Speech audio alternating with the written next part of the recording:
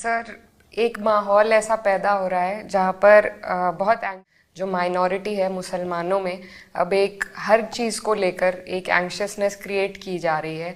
तो बता रहे थे अभी ये सर्वे होने की जो नॉलेज है और whether it was a mosque और अ टेम्पल, जब हम कैरेक्टर नहीं चेंज कर सकते बट जब वो नॉलेज बाहर सोशल मीडिया के माध्यम से फैलाई जाती है, सबको दी जाती है, तो जैसा कि मेरी कॉन्स्टिट्यूएंसी में अभी मॉब लिंचिंग के वाक़ये हुए थे चुनाव के एकदम बाद, तो उस पर भी सुप्रीम कोर्ट की गाइडलाइंस है बट ऑन ग्राउंड हम वो इफ़ेक्ट नहीं देखते, एग्जीक्यूटिव की तरह उस तरीके से नहीं देखते।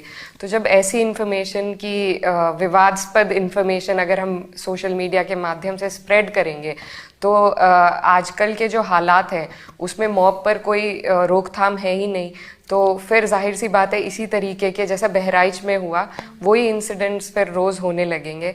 और मैं ये कहना चाहती हूँ कि सबसे बड़ी जिम्मेदारी आई थिंक गवर्नमेंट की और जुडिशरी के अलावा जो एग्जीक्यूटिव है, जिनके पास इम्प्लीमेंटेशन अथॉरिटी है, उन पर सबसे ज़्यादा सेंसिटिविटी की ज़रूरत है ऐसे मामलों में। एंड तो अगर राजनीतिक लोग सेंसिटिव नहीं रहेंगे और अधिकारी ऐसे अधिकारी को चुनेंगे जिनकी पोस्टिंग ऐसे अधिकारियों की करेंगे जो उनका देख रहे हैं, तो फिर किस सेंसिटिविटी की आप बात करें? ब्यूरोक्रेसी है, एग्जीक्यूटिव है, उनकी एक स्पेशल ट्रेनिंग होती है कि जहां उन्हें कोई बायस। आजकल तो ट्रेनिंग ये होती है कि जो मंत्री कहेगा वही करना है। बिल्कुल, आज की जो हिस्टोरिकल रॉन्ग्स हैं, जो एक पार्टी ऐसा परसेप्शन बना रही है कि उस टाइम अभी योगी आदित्यनाथ जी ने कहा कि बाबर की औलाद, थिंग्स लाइक दैट, तो एक परसेप्शन है।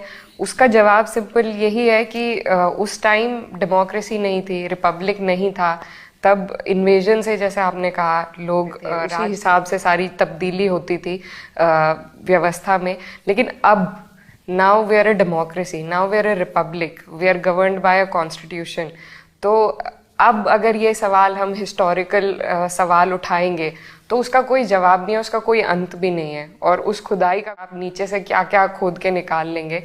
तो I think in general public perception में ये बात जानी कि हम सिर्फ डेमोक्रेसी के बाद अब के जो हालात हैं उन पर चर्चा करें, ना कि पहले किस राजा ने क्या किया। उन्होंने अपनी जंगें लड़ी, जीती, और उस टाइम के जो हालात थे उस हिसाब से, लेकिन अब तो हम उस हिसाब से नहीं चल सकते।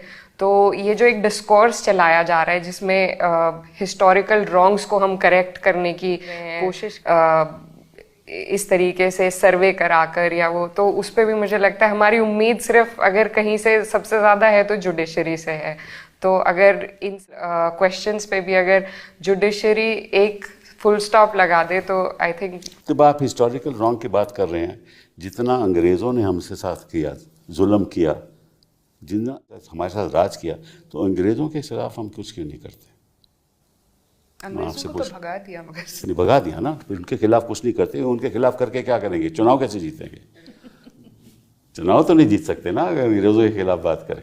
तो सबसे ज़्यादा हिस्टोरिकल रॉन्ग तो अंग्रेजों ने किया, तो फिर तो वो बात बनती नहीं ना। नहीं सर, बिल्कुल नहीं बनती। ये एक एजेंडा चलाया जा रहा है, बिल्कुल अपने मोटिव को आगे बढ़ाने, जिससे मैंने शुरुआत की कि एक एजेंडा है।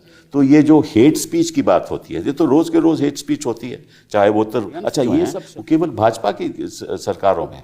आप मध्य प्रदेश चले जाओ वही, आप गुजरात चले जाओ, आप राजस्थान चले जाओ, आप उत्तर प्रदेश चले जाओ, जो बीजेपी की सरकारें हैं वहीं सब ये सब हो रहा है। सर, उनकी जो जैसे आप बता रहे थे कि अब वो पाकिस्तान से लाए गए हैं हथियार और गोली, तो वो सब जोड़ने के लिए अलग उसको डाइल्यूट कर देंगे, अलग अलग उसमें एंगल और फिर जोड़कर इतनी देर में पे चलाएंगे जी, एंड उल्टा देन लाइक नैरेटिव हाउ चलाएंगे। Ma'am was saying then there will be no narrative sympathy बनाने के लिए उन्हें वक्त मिल जाता है इस तरीके से। की बात और है। पहले भी आप रहे हैं, तो the future is amongst for you, not for